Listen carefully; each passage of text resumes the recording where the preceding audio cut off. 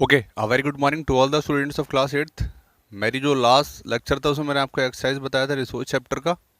और जो हमारा चैप्टर नंबर 2 था, जो था land, soil and water resource, उसमें मैंने आपको इंट्रोडक्शन दे दिया था, मेरे को लगता है लैंड रिसोर्स के बारे में।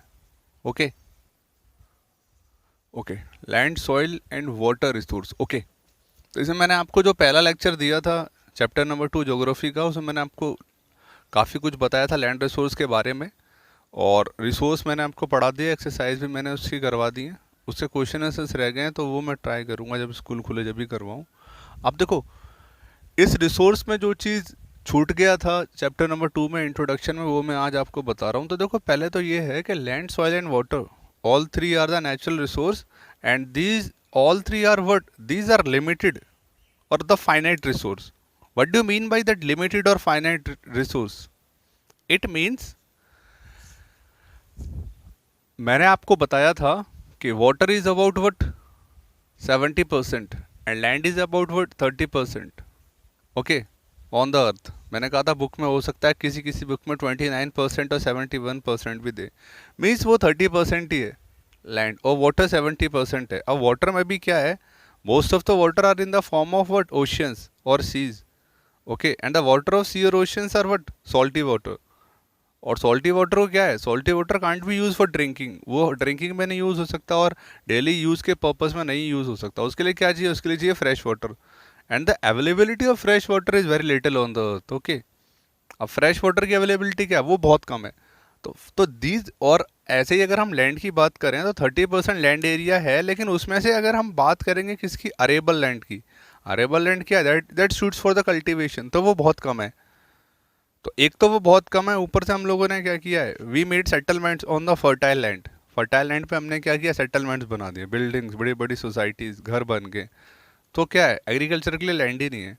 तो these are what, these all three are the finite resource. ये फाइनाइट रिसोर्स है और इनको भी हमें ढंग से यूज करना चाहिए, जब भी फ्यूचर में हम कुछ कर सकते हैं।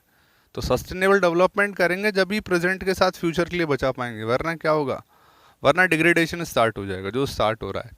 ओके, बाकी मैंने आपको क्या बता दिया था लैंड का, मैंने आपको वो बता दिया था, on the basis of relief features land can be categorise into what, plain, plateau and mountain. Plains मैंने बता दिए थे, plains are the fertile land. Plains बनते कैसे हैं, प्लेन्स बनते हैं किससे, एक्सटर्नल फोर्सेस से। देखो बच्चों, दो टाइप्स की फोर्स होती है, एक एक्सटर्नल फोर्स होती है, एक इंटरनल फोर्स होती है। तो एक्सटर्नल फोर्स क्या होती है, एक्सटर्नल फोर्स हो सकती है रेन, एक्सटर्नल फोर्स हो सकती है आपकी विंड, एक्सटर्नल फोर्स आपकी हो सकती है सी वेव, एक्सटर्नल फोर्स आपकी क्या हो सकती है, रिवर।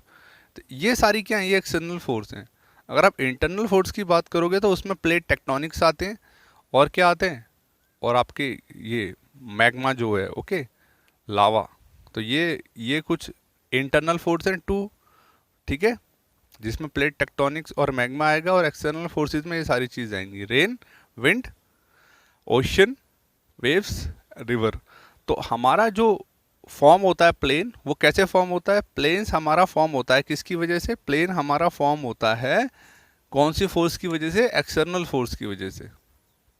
ओके, तो याद रखना, प्लेन अगर फॉर्म हुआ है तो उसके आसपास पक्का कोई ना कोई रिवर होगी, क्या होगी, कोई ना कोई रिवर होगी। ओके, जैसे जो हमारे नॉर्दर्न प्लेन्स बने हैं वो किससे बने हैं, इंडो, जिसको northern plains are also known as Indo Gangetic plains. तो गंगा और इंडस जो बेसिन है, इन्होंने मिलकर इसको बनाया है। ओके, और थ्री रिवर बेसिन जो इंडिया में हैं वो कौन कौन से हैं, Brahmaputra basin, Sutlej basin and Ganga basin. Okay, अब मैं आपको बता रहा था प्लेन्स के बारे में। तो प्लेन्स फर्टाइल होते हैं, फर्टाइल क्यों होते हैं, क्योंकि वो रिवर से मिलके बने हुए होते हैं। ओके, रिवर क्या करती है, उस एरिया को प्लेन करती है। और देखो बच्चों, रिवर अपने साथ क्या लाती है, सिल्ट लाती है, सिल्ट, ओके, पहाड़ों से, and that silt is very fertile soil. Okay, तो प्लेन्स आर ऑलवेज कैसे होते हैं, फर्टाइल होते हैं, और प्लेन्स पे पानी भी होता है रिवर की वजह से। तो प्लेन्स पर क्या सबसे ज़्यादा पॉपुलेशन होती है, और plain area is very suitable for what, agriculture. Okay, but इसका डिग्रेडेशन कैसे हुआ कि हमने एग्रीकल्चर लैंड को क्या कर लिया, उसमें सेटलमेंट्स बना लिए, ह्यूमन सेटलमेंट, जिससे क्या हुआ, एग्रीकल्चर करने के लिए जगह बहुत कम रह गई। ओके, देन प्लेटू की बात करते हैं। तो प्लेटू मैंने बताया था ज़्यादातर फॉर्म होते हैं किससे, या तो या तो वो इंटरनल फोर्सेस की वजह से फॉर्म होते हैं, इंटरनल फोर्सेस की वजह से ही फॉर्म होते हैं, या तो उसकी वजह से, किसकी वजह से, प्लेट टेक्टोनिक्स की वजह से, या फिर वॉल्केनिक एरप्शन की वजह से। ओके, तो ये दो तरीके हैं क्या प्लेटू बनने की। अब देखो प्लेटू पे क्या है, प्लेटू पे हाँ सॉइल फर्टाइल होती है, लेकिन वो फर्टाइल सॉइल जो होती है वो ज़्यादातर लावा से बनी हुई होती है। ओके, एक्यूमुलेशन ऑफ लावा की वजह से, तो वो हर क्रॉप को क्या करती है, सूटेबल नहीं होती। किसी किसी के लिए बहुत सूटेबल है, जैसे कॉटन है, कॉटन इज बहुत कैश क्रॉप है। ओके, तो उससे क्या है, उसके लिए सूटेबल है, लेकिन हो सकता है कुछ फूड ग्रेन्स के लिए भी सूटेबल है, लेकिन हो सकता है वो राइस के लिए इतने सूटेबल ना हो। ओके, तो प्लेट्यूज पे क्या है, फिर प्लेट्यूज पर जो पानी है, जो रिवर, जो भी अवेलेबिलिटी ऑफ वाटर है, that is what, that is temperate, या वो क्या है, वो मीडियम अमाउंट में आपको वहाँ पर मिलेगी। मतलब प्लेट्यूज में जो अवेलेबिलिटी ऑफ वाटर है वो ना तो हाई है ना ज़्यादा लो है, वो मीडियम है। तो प्लेट्यूज में फर्टिलिटी भी मीडियम होगी। तो प्लेट्यूज पर क्या है, पॉपुलेशन क्या है, प्लेन से तो कम होगी लेकिन हिल एरिया से ज़्यादा होगी। तो क्या एक मॉडरेट पॉपुलेशन लाइज करती है कहाँ पर, प्लेट्यूज पे। फिर हम बात करते हैं किसकी, माउंटेन्स और हिल की। तो माउंटेन्स और हिल पर क्या होता है, माउंटेन्स और हिल पर लाइफ काफ़ी हार्श होती है, तो वहाँ पर पॉपुलेशन क्या होगी, वहाँ पर पॉपुलेशन लेस होगी। फिर वहाँ पर एग्रीकल्चर भी काफ़ी मुश्किल है। ओके, तो ये लैंड के बारे में था। सॉइल के बारे में आपको थोड़ा बता देता हूँ। सॉइल क्या होती है बच्चों, देखो soil is what, soil is the top most layer of the earth. Soil क्या है, soil top most layer of the earth है। और सॉइल बनती कैसे है, तो देखो बच्चों सॉइल भी एक्सटर्नल फोर्सेस की वजह से बनती है। कैसे बनती है, जो एक थ्योरी है सॉइल थ्योरी के हिसाब से क्या है, पहले ये पूरा यहाँ पर अर्थ पे क्या है, रॉक्स था, और उस रॉक्स पे क्या हुआ, उस रॉक्स पे by the effect of weather like rain, river, wind, तो इन फोर्सेस की वजह से क्या हुआ, बारिश पड़ी, हवा आई, वेव्स आई, इन सब से क्या हुआ, इन सब से जो रॉक्स थे, बड़े बड़े जो रॉक्स थे, वो फाइन पीसीज में क्या हुए, टूट गए। फाइन पीसीज में टूटने के बाद जब सारी चीज़ उसमें मिल गई, पत्ते वगैरह, तो क्या हुआ, फिर वो सॉइल बन गई। ओके, क्या बन गई, सॉइल। ओके, तो इसको बोलते हैं वेदरिंग ऑफ रॉक्स। तो वेदरिंग ऑफ रॉक्स के एक थ्योरी के हिसाब से क्या है, सॉइल बनती है। ओके, तो देखो सॉइल की भी लेयर्स होती हैं जिनको हम लोग हॉरिजन्स बोलते हैं। क्या बोलते हैं, हॉरिजन्स। वो हम लोग पढ़ेंगे जब मैं सॉइल के बारे में डीपली पढ़ाऊंगा, तो मैं आपको सॉइल प्रोफाइल बताऊंगा। ओके, तो वो हॉरिजन्स बनते हैं, उसमें डिफरेंट लेयर्स होती हैं। Okay, A, O, A, B, C, D करके 5 लेयर भी पढ़ा सकता हूँ, या बुक में आपकी 4 लेयर हैं A, B, C, D, तो वो बता सकता हूँ कि सबसे नीचे क्या है, सबसे नीचे बेड रॉक है। बेड रॉक मतलब अगर हम अर्थ को देखो, अगर हम अर्थ को डिग करेंगे तो सबसे ऊपर तो देखो फाइन सॉइल होती है कि आप उसको डिग करोगे, खोदोगे तो फटाफट से वो खुद जाएगी। ओके, उसके नीचे और ज़्यादा खोदोगे ना बच्चों तो रॉक्स आ जाती हैं। क्या जाती हैं, रॉक्स। तो जो डी सॉइल होती है सबसे नीचे, उसको बेड रॉक बोलते हैं, क्योंकि वहाँ पर क्या है, सिर्फ रॉक्स होती हैं। ओके, उसके ऊपर आओगे तो आपको पेरेंट रॉक मिलेगी। पेरेंट रॉक मतलब जिससे वो सॉइल मिलकर बनी है। ओके, उसको सी बोलते हैं। ऐसे ही फिर सब सॉइल होती है, फिर टॉप सॉइल होती है। ओके, टॉप सॉइल, सब soil, parent rock, bed rock, ऐसे करके सॉइल प्रोफाइल बनती है। ओके, तो उसको डेप्थ में बाद में पढ़ाऊंगा, पहले पढ़ते हैं सॉइल के बारे में। तो देखो सॉइल भी कई टाइप्स की होती हैं। ओके, तो वो टाइप्स हो सकता है एक कलर के लिए, जैसे red soil, black soil. Okay, fertility को लेके alluvial soil, okay, desert soil. अब सॉइल के कलर अलग होते हैं, सॉइल की फर्टिलिटी अलग अलग होती है। तो ये डिपेंड करता है, कैसे डिपेंड करता है कि सॉइल की पेरेंट रॉक क्या है।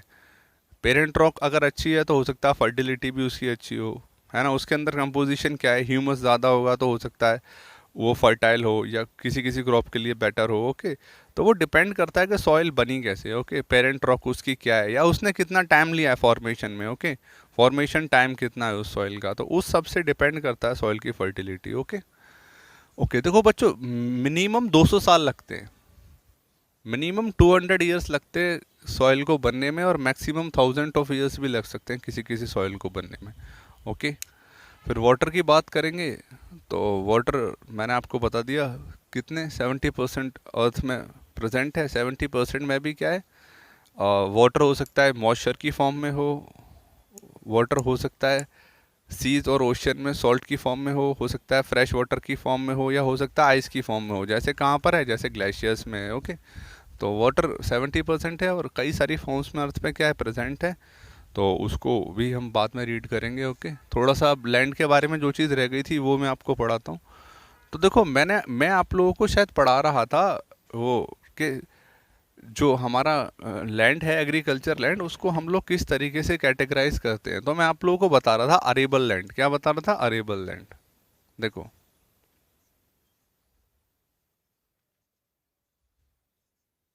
Arable land.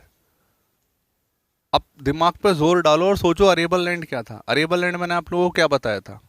तो अरेबल लैंड मैंने आप लोगों को बताया था land that is suitable for cultivation. Agriculture land को ही क्या बोलेंगे? उसको अरेबल लैंड बोलेंगे। Okay. Okay, second point, arable land के बाद शायद मैंने आपको बताया था फैलो लैंड। क्या बताया था? फैलो।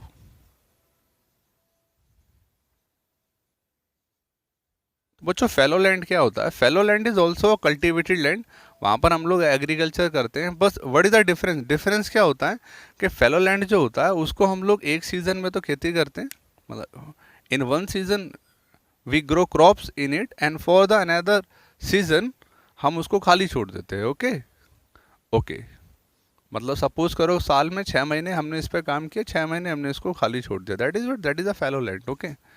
थर्ड था बच्चों, शायद मैंने आपको ये वाला लैंड बताया नहीं था, pasture land. Third is what? Pasture land. देखो बच्चों, पैश्योर लैंड क्या होता है? पैश्योर लैंड मतलब होता है land which is use for grazing. Okay, grazing मतलब जो लैंड जो हमारे डोमेस्टिक एनिमल्स होते हैं उनके हम लोग क्या है, घास के मैदान जो हो गए चरने के लिए यूज़ करते हैं, है ना, फॉर द ग्रेजिंग, वो होता है पैश्योर लैंड।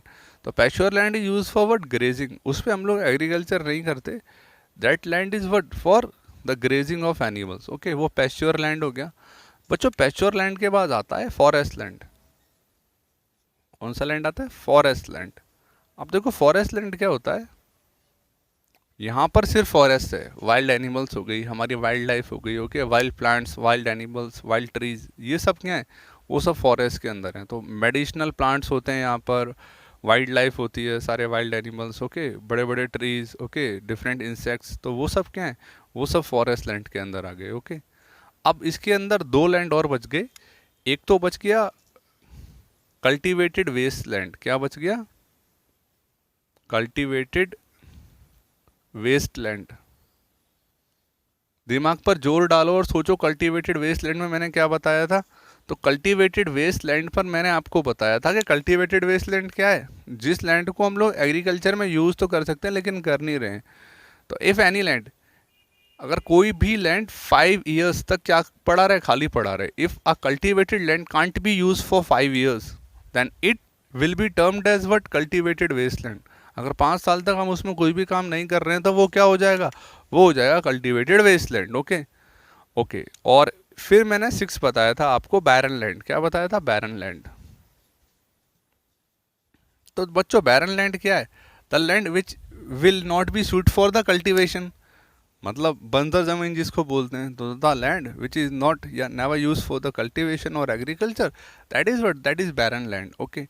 अब इंडिया में हम लोग देखेंगे कि इंडिया में हमारे पास कितना परसेंट अरेबल लैंड है, कितना परसेंट फैलो लैंड है, कितना परसेंट पैश्योर लैंड है, फॉरेस्ट, कल्टीवेटेड और बैरन लैंड है। ओके।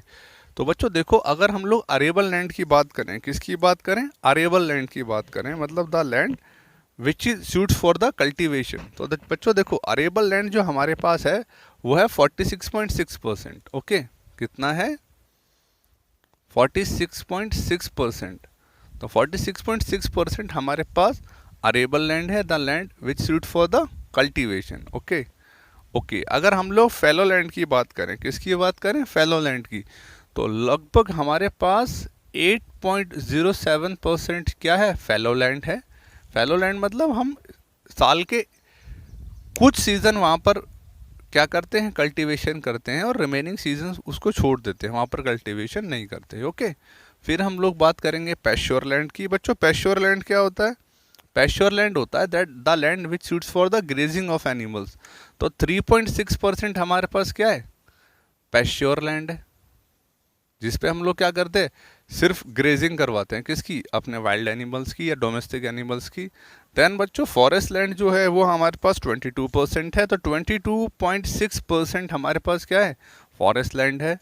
अगर हम लोग बात करेंगे किसकी, कल्टीवेटेड वेस्टलैंड की, किसकी, कल्टीवेटेड वेस्टलैंड की, तो बच्चों हमारे पास 4.5%, कितना, 4.5% कल्टीवेटेड वेस्टलैंड है। मतलब इस लैंड को हम लोग यूज तो कर सकते हैं invert, invert for the agriculture purpose और for the cultivation, but minimum 5 years और द मोर देन 5 ईयर्स हमने उसको यूज़ नहीं किया। तो अगर यूज़ नहीं किया तो फिर वो वेस्ट लैंड में आ जाएगा। मतलब हम उसको यूज़ तो कर सकते हैं लेकिन यूज़ नहीं कर रहे। तो कल्टीवेटेड वेस्ट लैंड कितना है हमारे पास, कल्टीवेटेड वेस्ट लैंड हमारे पास 4.5% है। और अगर हम बैरन लैंड की बात करेंगे, किसकी बात करेंगे, बैरन लैंड की, तो बैरन लैंड हमारे पास है 13.5%। काफ़ी ज़्यादा बैरन लैंड है। It means this land is never suitable for what, for the cultivation. तो इस लैंड को हम लोग कभी भी क्या है, कल्टीवेशन में यूज़ नहीं कर सकते। ओके, फिर से देख लो, अरेबल लैंड 46.6%, जिस पर क्या है, जिस पर हमारा प्रोडक्शन होता है, एग्रीकल्चर होता है। देन फैलो लैंड 8.07%, इस पर भी हमारा एग्रीकल्चर होता है, इस पर भी हमारा क्या है, प्रोडक्शन होता है। बट क्या है कि फॉर द वन सीजन हम उसको क्या है, रिमेन एम्प्टी, उसको खाली छोड़ देते हैं। Okay, pasture land, the land which is suitable for grazing, वहाँ पर क्या है, जो भी हमारे डेयरी प्रोडक्ट्स हैं, डेयरीज हैं, उनके जो भी हमारे एनिमल्स हैं डोमेस्टिक, वो क्या करते हैं, वो वहाँ पर ग्रेज करते हैं। Then forest land is 22.6%। Okay, cultivated waste land 4.5%, जो कल्टीवेटेड तो हो सकता है लेकिन हम किसी भी ना किसी वजह से क्या उसको यूज़ नहीं कर पा रहे, that is 4.5%। Barren land is 13.5%। Okay, okay, barren land में क्या है, कल्टीवेशन हो ही नहीं सकता। ओके, अब देखो हुआ क्या है, हुआ ये है, जो हमारा अरेबल लैंड है, या फिर अगर हम बोल दें फैलो लैंड है, हमने अरेबल और फैलो लैंड पर बच्चों क्या बना लिए हैं, यहाँ पर हमने बना लिए हैं सेटलमेंट्स। क्या बना लिए हैं, सेटलमेंट्स। सेटलमेंट्स मतलब क्या होता है कि यहाँ पर हमने बड़ी बड़ी सोसाइटीज़ बना ली, अपने घर बना लिए बड़े बड़े। अब जब हमने अरेबल और फैलो लैंड्स पर क्या बना लिए, सेटलमेंट्स बना लिए, तो हुआ क्या, जब यहाँ पर हम लोगों ने सेटलमेंट्स बना लिए तो जो हमारी खेती करने की जगह थी वो कम हो गई, नहीं होगी। अब यहाँ पर तो हमने सेटलमेंट्स बना लिए, घर बन गए, बड़े बड़े शहर बन गए, क्या हो रहा है, खेतों खेतों पे क्या हो रही है, प्लॉटिंग हो रही है। आजकल आप लोग देखोगे नई नई सोसाइटीज़ बन रही हैं, कहाँ पर, जो एग्रीकल्चर लैंड है। अब जब एग्रीकल्चर लैंड पर आप लोग सोसाइटीज़ बना दोगे, एग्रीकल्चर लैंड पर आप लोग सड़क बना दोगे, कंक्रीट बना दोगे, तो अल्टीमेटली होगा क्या, अल्टीमेटली होगा ये कि खेती करने के लिए तो बहुत कम जगह बचेगी। और पॉपुलेशन तो उतनी है, पॉपुलेशन तो दिनों दिन बढ़ी रही है। ऐसा तो है नहीं कि पॉपुलेशन पर ब्रेक लग गया, पॉपुलेशन तो बढ़ रही है। और पॉपुलेशन बढ़ने के साथ क्या है, ये लैंड भी तो बढ़ना चाहिए, ताकि क्या हो सके, ताकि फूड ग्रो हो सके ज़्यादा। लेकिन हो क्या रहा है कि जो हमारा एग्रीकल्चर लैंड है उस पर तो घर बन रहे हैं, और घर बन रहे हैं, सेटलमेंट्स हो रहे हैं, रोड बन रहे हैं, और जो खेती करने की जगह है वो दिनों दिन कम होती जा रही है। अब पॉपुलेशन बढ़ रही है, जगह कम हो रही है, तो उससे क्या होता है बच्चों, उससे काफ़ी ज़्यादा प्रेशर है किस पर, एक लैंड पर। मैंने इसीलिए आप आज आपको जब चैप्टर शुरू करवाया था तो ये बताया था, these all three resources are finite. Finite resources है, इनफाइनाइट नहीं है। एक एक टाइम पर जाके वो ख़त्म हो सकती हैं, तो हो ही जाएंगी। तो हमें उसका यूज़ कैसे करना है, ठीक से यूज़ करना है। लेकिन हम लोग ठीक से यूज़ नहीं कर रहे, तो उस वजह से क्या हो रहा है कि सपोज करो ये इतना बड़ा खेत हुआ करता था पहले 100 लोगों को खिलाने के लिए, तो अब 100 लोगों को खिलाने के लिए सिर्फ आधा ही बच पाया है वो, या इतना बच पाया है। ठीक है, कितना पहले अगर इतना था तो अब इतना बच पाया है। और पॉपुलेशन डबल हो गई है, पॉपुलेशन क्या हो गई है, डबल। तो अब हम लोग क्या करते हैं, इस इतने पोर्शन पे क्या करने के लिए, क्रॉप उगाने के लिए, ज़बरदस्ती ज़्यादा क्रॉप हो गया और अच्छी क्रॉप हो गई, तो हम लोग क्या करते हैं, हम लोग वहाँ पर पेस्टिसाइड्स लगाते हैं। क्या लगाते हैं, पेस्टिसाइड्स लगाते हैं, केमिकल्स लगाते हैं, है ना, इंसेक्टिसाइड्स लगाते हैं।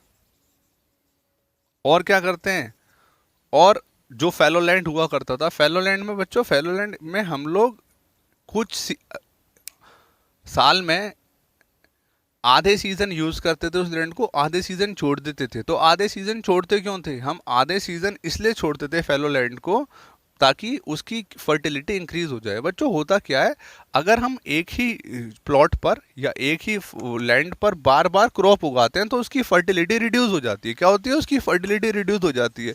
तो किसी भी लैंड को उसकी फर्टिलिटी इंक्रीज करने के लिए टाइम लगता है। तो इसीलिए हम लोग फैलो लैंड वाला प्रोसेस यूज करते थे कि साल में कुछ सीजन क्या किया, क्रॉप ग्रो किए और फिर खाली छोड़ दिया, ताकि उसकी फर्टिलिटी क्या हो, दोबारा से इंक्रीज हो जाए। लेकिन लैंड कम होने की वजह से क्या हुआ, अब ऐसा तो हम लोग कर नहीं सकते, क्योंकि लैंड हमारे पास कम रह गया है। तो इसकी वजह से क्या होता है, हम लोग ज़बरदस्ती पेस्टिसाइड लगाते हैं, केमिकल लगाते हैं, इंसेक्टिसाइड लगाते हैं, और हम लोग रेगुलर उस पर क्रॉप ग्रो करते हैं। और रेगुलर क्रॉप ग्रो करने से क्या होता है, उसकी फर्टिलिटी डिक्रीज हो जाती है। ये बच्चों डिक्रीज का सिंबल है, नीचे आ रहा है। तो फर्टिलिटी क्या होगी, फर्टिलिटी हो गई बच्चों डिक्रीज। फर्टिलिटी क्या हुई, फर्टिलिटी हो गई डिक्रीज। ओके, अब देखो ये जो सारी चीज़ें हुई, पेस्टिसाइड्स लगे, इंसेक्टिसाइड्स लगे, इससे भी तो लैंड हमारा ख़राब होता है। धीरे धीरे लैंड कैसा हो जाता है, बैरन हो जाता है। ज़्यादा खेती करने से, ये सब लगाने से लैंड कैसा हो जाता है, बैरन लैंड हो जाता है। बैरन लैंड मतलब अब उस पर कुछ ग्रो ही नहीं होगा, उगेगा ही नहीं, या उगेगा अभी तो बहुत बेकार क्वालिटी का उगेगा। That this is known as what, this is known as the degradation of land. इसी को क्या बोलते हैं, इसी को लैंड डिग्रेडेशन बोलते हैं। क्या बोलते हैं, लैंड डिग्रेडेशन। मतलब ये सब जो था यही था लैंड डिग्रेडेशन। ओके, अब लैंड डिग्रेडेशन होने की वजह से क्या हुआ, इसकी वजह से एक तो प्रोडक्शन ऑफ क्रॉप फेलियर हो गया। मींस अगर पहले मान लो 100 टन क्रॉप प्रोडक्शन हो रहा था, तो वो डिक्रीज होकर कितने पे आ जाएगा, हो सकता है 50 पे आ जाए, हो सकता है 80 पर आ जाए। लेकिन क्या हुआ, डिक्रीजिंग हुआ। किस में हुआ, एक एक फाइन ग्राफ डिक्रीज हुआ, किसमें, in the production of crops. चलो वो तो ठीक था। और डिग्रेडेशन में क्या हुआ, और डिग्रेडेशन की अगर हम बात करेंगे लैंड डिग्रेडेशन की, तो सॉइल इरोजन। क्या हुआ, सॉइल इरोजन। सॉइल इरोजन के बाद हुआ डेजर्टिफिकेशन। क्या हुआ, डेजर्टिफिकेशन। और डेजर्टिफिकेशन के साथ साथ क्या हुआ, क्या हुआ, डेजर्टिफिकेशन के साथ साथ जो मैंने यहाँ पर बताया था, रिड्यूस इन द फर्टिलिटी। क्या हुआ, फर्टिलिटी का रिड्यूस हुआ। और इसी वजह से क्या है, इसी वजह से लैंड डिग्रेडेशन में हम लोग एक चीज और पढ़ते हैं जिसको बोलते हैं लैंडस्लाइड्स। क्या बोलते हैं, लैंडस्लाइड्स। लैंडस्लाइड्स। तो ये लैंडस्लाइड्स देखने को मिलती हैं कहाँ पर, माउंटेन्स पर। ओके, तो यहाँ पर धीरे धीरे आ जाता हूँ हर एक टॉपिक पर। पहले सॉइल इरोजन पे आता हूँ। सॉइल इरोजन क्या होता है, सॉइल इरोजन मतलब होता है क्या, degradation of the top most layer of the soil. Okay, जो टॉप मोस्ट मैंने बताया था ना सॉइल प्रोफाइल में, कि टॉप सॉइल, टॉप सब सॉइल, सब सॉइल के बाद क्या, पेरेंट रॉक, फिर क्या, फिर बेड रॉक। तो टॉप सॉइल जो है, अगर डिग्रेडेशन ऑफ टॉप सॉइल हो रहा है, that is what, that is soil erosion. अब वो हो क्यों रहा है, डिग्रेडेशन हो क्यों रहा है टॉप सॉइल का, तो देखो टॉप सॉइल का डिग्रेडेशन कब होता है बच्चों, जो प्लांट्स होते हैं और जो ट्रीज होते हैं वो क्या काम करते हैं, the roots of the plants, the roots of the plants and the trees क्या काम करते हैं, they hold the what, they hold the soil. इनकी जो रूट्स होती हैं वो सॉइल को होल्ड करके रखती हैं। बट होता क्या है, अगर आप लोग ट्रीज को क्या करोगे, काट दोगे, प्लांट्स को काट दोगे, तो जो रूट्स हैं वो तो बचेंगी नहीं। अब जो रूट्स थी जो सॉइल को होल्ड करके रखती थी, वो होल्ड करने वाला तो कुछ बचा नहीं। अब हुआ क्या, अगर मान लो हवा चली, विंड ब्लो हुई, तो फिर क्या होगा, तो अगर विंड ब्लो होगी तो जो सॉइल होगी वो उड़ जाएगी वहाँ से। क्या होगी, उड़ जाएगी। और अगर वो सॉइल उड़ गई वहाँ से, तो फर्टिलिटी डिक्रीज हो जाएगी, क्योंकि टॉप सॉइल ही तो फर्टिलिटी के लिए रेस्पॉन्सिबल होती है। और अगर वो सॉइल ही वहाँ से उड़ गई, तो फिर क्या होगा, फर्टिलिटी डिक्रीज हो जाएगी। This is what, this is soil erosion. उसके बाद बात करते हैं हम लोग डेजर्टिफिकेशन की। देखो डेजर्टिफिकेशन क्या होता है, सपोज करो हमने पेस्टिसाइड्स लगाए, केमिकल लगाया, इंसेक्टिसाइड्स लगाए, और नीड्स को फुलफिल करने के लिए इतनी सारी पॉपुलेशन की बार बार हमने एक ही खेत पर क्या किया, क्रॉप बार बार उगाए, तो उससे क्या होगा, वो जो लैंड होगा उसकी फर्टिलिटी इतनी डिक्रीज हो जाएगी कि फर्दर हम उसमें कुछ ग्रो ही नहीं कर पाएंगे। तो वो कैसा हो जाएगा, डेजर्ट की तरह हो जाएगा। डेजर्ट में भी तो कुछ ग्रो नहीं होता। क्या ग्रो होता है डेजर्ट में, ज़्यादा से ज़्यादा कैक्टस हो जाता है, थॉर्नी बुश वगैरह ग्रो हो जाती हैं, डेट पाम वगैरह, बस इससे ज़्यादा तो कोई ग्रो होता नहीं है। तो हमने अपने फर्टाइल लैंड को ज़बरदस्ती ये फालतू चीज़ें यूज़ करके और ज़बरदस्ती उसमें बार बार खेती करके, टू किस लिए, to fulfil the demands of the people, उसको क्या कर दिया, लाइक डेजर्ट कर दिया। क्या कर दिया, desert. That is what, that is desertification. देखो अब यही हो रहा है हरियाणा के कुछ पार्ट में, पंजाब के कुछ पार्ट्स में, और इवन दो हाथरस और अलीगढ़ के जो बॉर्डर्स हैं वो डेजर्टिफिकेशन की तरफ जा रहे हैं। अब क्यों जा रहे हैं डेजर्टिफिकेशन की तरफ, क्योंकि वहाँ पर ना तो हमने तरीके से खेती करी, और तरीके से खेती करने के बाद भी हमने क्या किया, मतलब हम लोगों ने जो हमारा वाटर लेवल था उसको भी कम कर दिया ज़बरदस्ती। वहाँ पर ट्यूबवेल्स लगे, ट्यूबवेल्स के बाद जो क्रॉप्स यहाँ पर उगाने लायक नहीं थी, जो सिर्फ वहाँ पर उगानी चाहिए थी, जैसे नॉर्थ थी, जैसे राइस वगैरह क्या करता है उसमें लॉट ऑफ वाटर यूज़ होता है। अब हमने क्या किया, ज़बरदस्ती वहाँ पर हमने ट्यूबवेल्स वगैरह लगाए, और तो जितना भी हमारा क्या था अंडरग्राउंड वाटर था उसको एक्सप्लॉइट किया।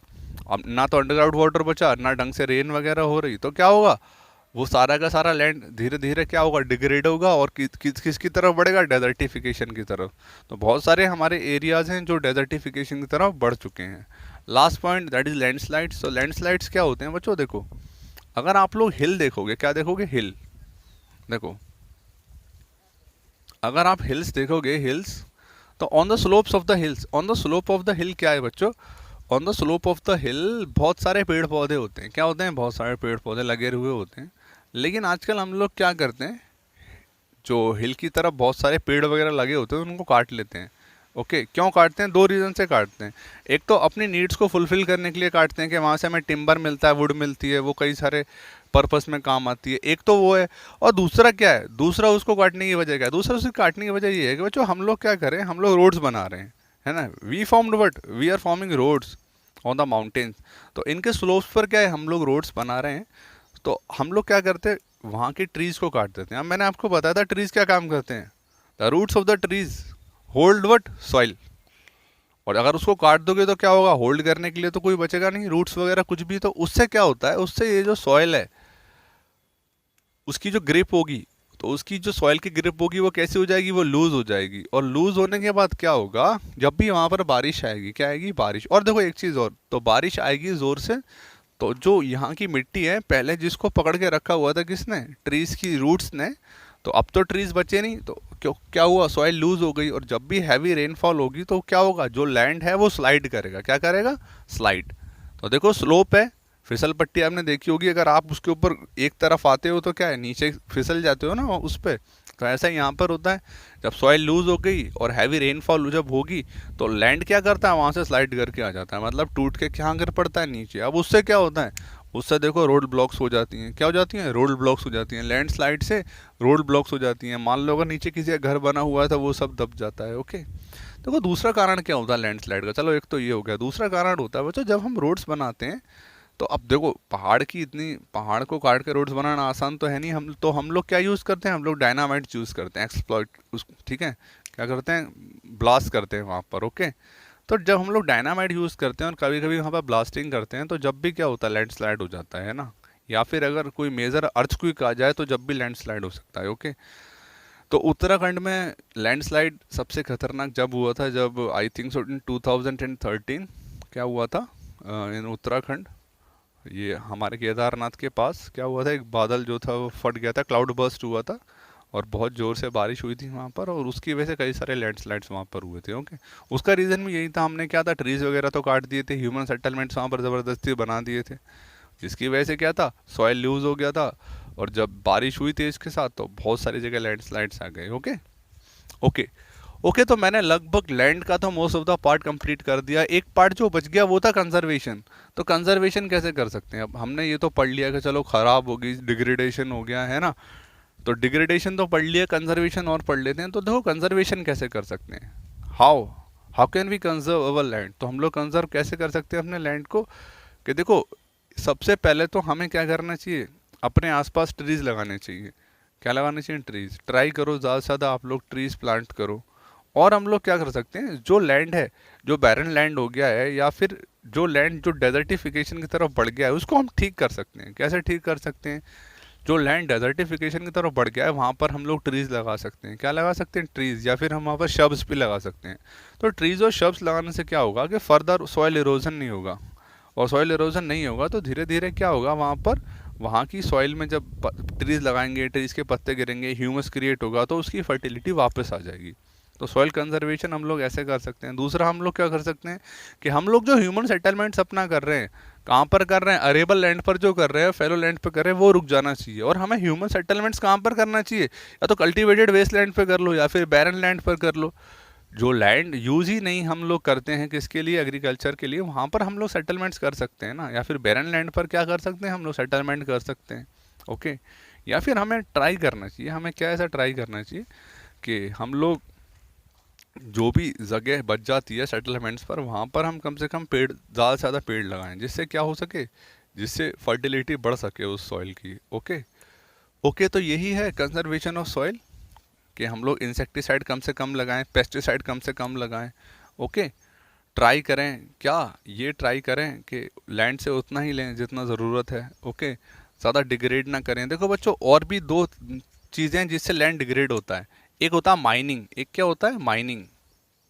माइनिंग सुना है आप लोगों ने? देखो माइनिंग में क्या होता है, सपोज करो अगर मेरे को मालूम पड़े कि पेट्रोल है ज़मीन के नीचे, तो पेट्रोल ऐसे नहीं निकलता, उस पर क्या, उसको माइन करना पड़ता है, एरिया को खोदना पड़ता है पूरा, काफ़ी लंबे, मतलब उसको कार्व करना पड़ता है, उससे भी तो लैंड डिग्रेड होता है। क्योंकि माइनिंग के लिए हमने पूरा खोद दिया, वहाँ से माइन किया, उसके बाद वहाँ पर कुछ क्रॉप तो हम लोग उगा नहीं सकते, क्योंकि बहुत बड़े बड़े गड्ढे हो जाते हैं वहाँ पर। तो माइनिंग से भी क्या है, लैंड डिग्रेड होता है। या फिर मान लो मेरे को लग रहा है कि यहाँ पर आयरन है, और मैंने उस लैंड को क्या किया, आयरन सोचा यहाँ पर आयरन मिलेगा, उसकी माइनिंग कर दी पूरे लैंड की, तो माइनिंग से भी क्या है, लैंड जो होता है वो डिग्रेड होता है। ओके। तो ये सारी चीज़ें अगर हम लोग ढंग से करेंगे तो कंजर्व हम अपने लैंड को कर सकते हैं। ओके। Okay, thank you. और ये वाला लेक्चर हमारा कंप्लीट, नेक्स्ट में मैं आपको सॉइल